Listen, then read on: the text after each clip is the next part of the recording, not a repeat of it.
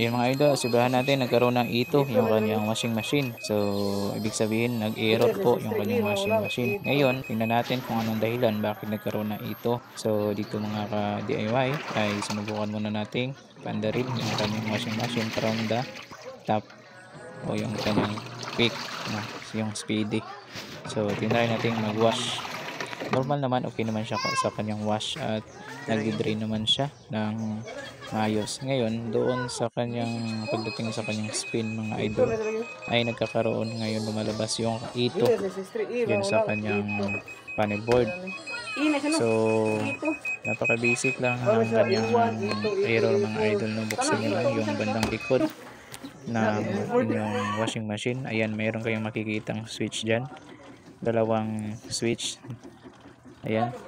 So, ang gagawin nyo dyan mga idol ay titingnan nyo kung nagkakaroon ng contact kapag sinasara nyo yung pinto ng inyong washing machine. So, kapag hindi nagkaroon ng contact, ang mangyayari magkakaroon siya ng error mga ka-DIY. So, ngayon yung ginawa natin ay nilinisan natin, nilihan natin at ipinagdikit yung dalawang contact mga idol. So, ayan mga idol, nagkaroon na siya ng contact. So, hindi na siya nag-i-error pagdating sa kanyang spin. So, napaka-basic lang ng ganong code, ng ganong error mga idol. So, kung meron kayong ganitong trouble sa inyong mga washing machine, so subukan nyo itong technique na itong idol at sanay makatulong sa inyo. Ayan, maraming salamat.